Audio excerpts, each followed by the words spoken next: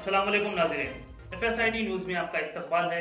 मैं मोहम्मद फारूक। पढ़ते हैं आज की ताज़ा खबर। Noura Travel Service Hajj and Umrah Group Organizer. This service include air tickets, Volvo bus tickets, train reservation, passport assistance, Hajj Badal and Umrah Badal, hotel reservation, certificate attestation, Hajj Umrah service, visa service, holiday tour packages, Umrah deluxe packages at just 87,999 only.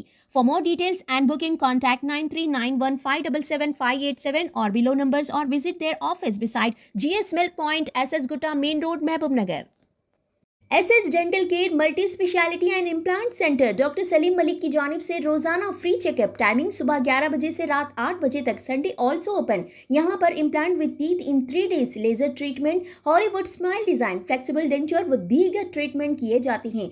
SS dental care clock tower beside Rahmat Masjid, HR complex, first floor, SBI main branch road, Mahbubnagar. मज़ीद तफसीलात के लिए mobile number 8522843048 पर रब्त पैदा कर सकते हैं।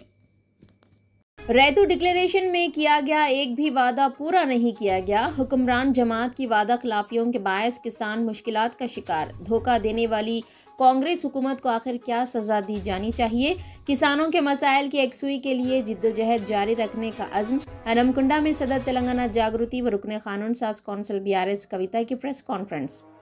सदर तेलंगाना जागृति व रुकने कानून साज कौंसिल BRS कविता ने कांग्रेस हुकूमत पर किसानों से किए गए वादों की अदम तकमील पर शदीद तनकीद की।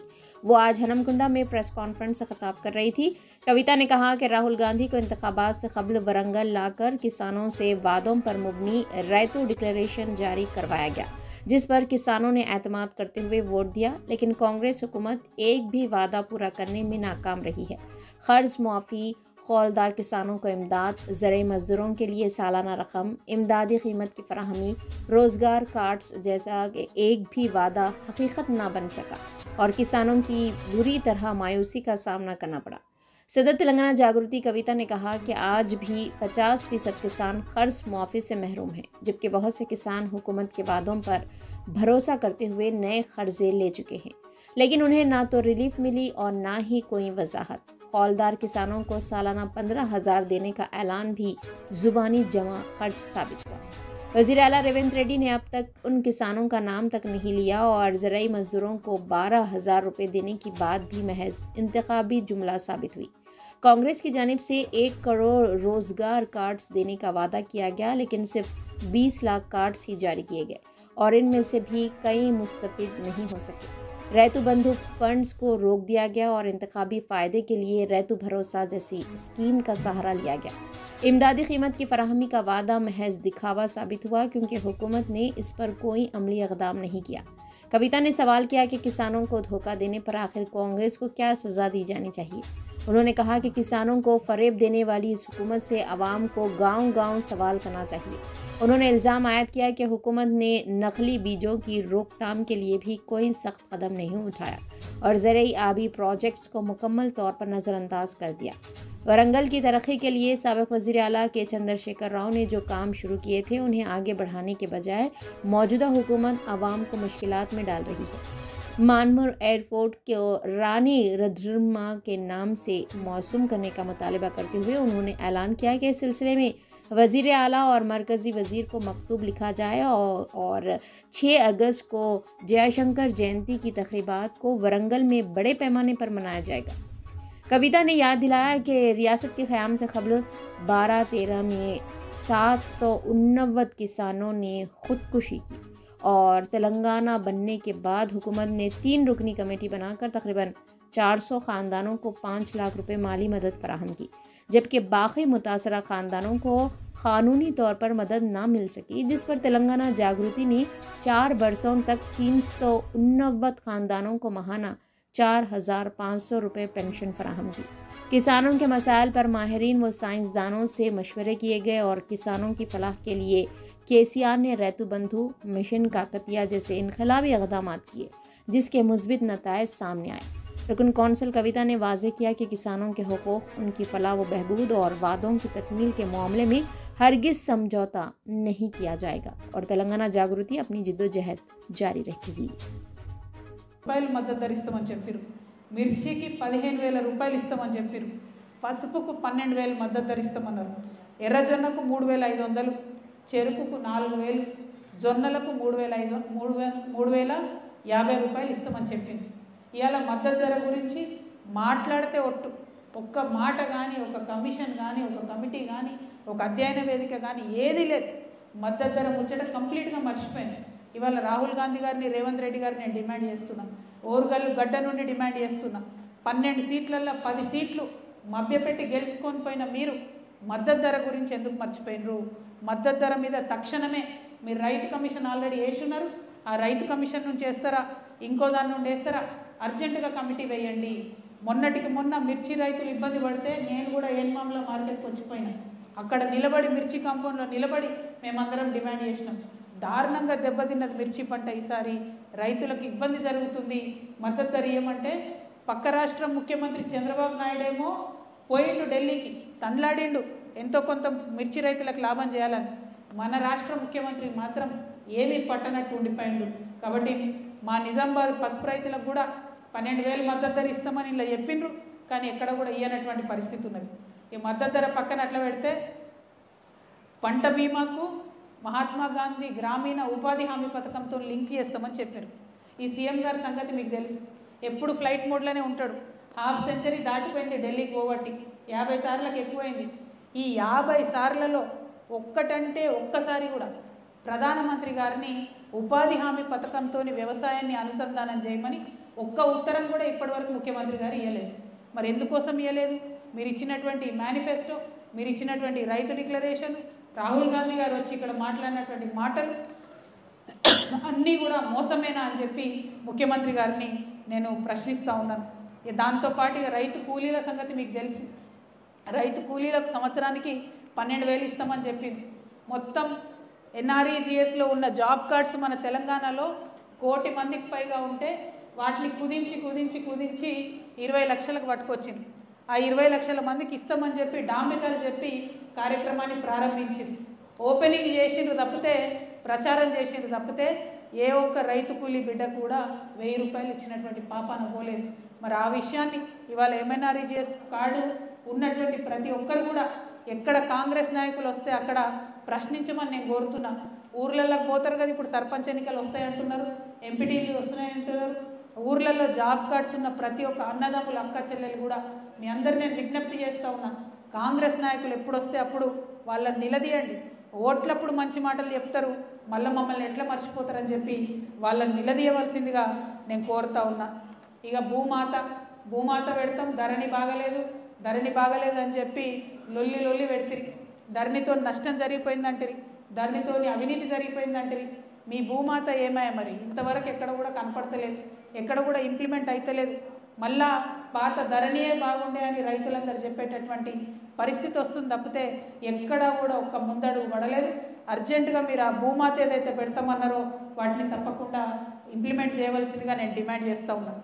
అదేవిధంగా నకిలీ విత్తనాలు, పురుగు మందులపై ఉక్కుపాదం మోపుతామని చెప్పి డిక్లరేషన్లో ఇదే వరంగల్ జిల్లాల నిన్నగాక మొన్న మన ములుగు ఏజెన్సీ ప్రాంతంలో మొక్కజొన్నలు వెంకటపురం, వాజేడు మండలాలలో మొక్కజొన్న రైతులు నకిలీ విత్తనాలు ఉన్నాయని చెప్పి గిరిజన రైతులు ఆత్మహత్య చేసుకొని మరణించింది. మరి ఇదే జిల్లాలో ఇవన్నీ మోసపూరిత మాటలు చెప్పి గెలిచినటువంటి కాంగ్రెస్ ఎమ్మెల్యేలు ఏం చేస్తున్నారని నేను ప్రశ్నిస్తున్నా. మరి ఇక్కడ నుంచి మంత్రి ఉన్నారు, వారు ఏం చేస్తున్నారని కూడా ఈ సందర్భంగా మేము ప్రశ్నిస్తున్నాం. నకిలీ విత్తనాలు భయంకరంగా వరంగల్ జిల్లాలో మరి ఇబ్బంది జరుగుతుంటే ఎందుకోసం ప్రభుత్వం చూస్తూ ఊరుకుంటుందని చెప్పి ఈ సందర్భంగా వారి మీద కఠిన చర్యలు తీసుకోవాలని చెప్పి కూడా మేము డిమాండ్ చేస్తూ ఉన్నాం. అదేవిధంగా ప్రతి ఎకరాకు సాగునీరు ఇస్తామన్నారు. మన ఉమ్మడి వరంగల్ జిల్లాలో ఉన్న దేవాదుల ఇదివరకు కేసీఆర్ గారే బ్యారేజ్ మొత్తం కట్టిపోయిన, జస్ట్ కట్టుక ఒత్తితే పంపులలో నీళ్ళు రావాలి. 2 మంత్రులు ఆర్భాటంగా వచ్చిర్రు, అక్కడికి బటన్ ఒత్తిండ్రు, నీళ్లు మాత్రం రాలే.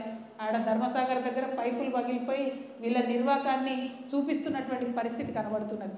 అంటే కట్టినటువంటి ప్రాజెక్టులను కూడా ముందుకు తీసుకుపోయేటటువంటి చిత్తశుద్ధ లేనటువంటి ప్రభుత్వాన్ని మేము తీవ్రంగా విమర్శిస్తున్నాం.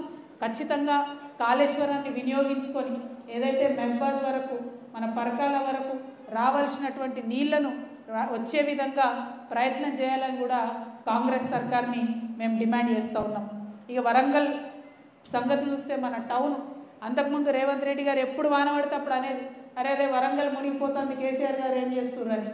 మరి 2 ఏళ్ళు అయింది, మీరేం చేస్తున్నారు సార్? కేసీఆర్ గారు శాంక్షన్ చేసినటువంటి హాస్పిటల్ బిల్డింగు 22 ఫ్లోర్లు 32 ఫ్లోర్లు శాంక్షన్ చేస్తే దాన్ని తగ్గించింది. ఇంతవరకు దాని మీద అతిగతి లేదు, పురోగతి లేదు, ఓపెనింగ్ అన్నది లేదు. ఇదే హన్మకొండల మరి ఇందిరమ్మ ఇండ్లు ఇదివరకే మేము కట్టిపెట్టినవి ఉన్నాం, కనీసం సున్నాలేశావన్న ఇవ్వండి. ప్రజలు వెయిట్ చేస్తున్నారు, పేదవాళ్ళు వెయిట్ చేస్తున్నారు, ఆ ఇండ్లను ఇవ్వండి. అది ఇచ్చిన పాపాన పోలేదు. డంపింగ్ యార్డు మడికొండ కాడ భయంకరమైన పరిస్థితి ఉన్నది, దాన్ని పట్టించుకున్నటువంటి పాపాన పోలేదు. కనీసం మీరు ఇచ్చినటువంటి వాగ్దానాలు మీరు పూర్తి చేస్తలేరు.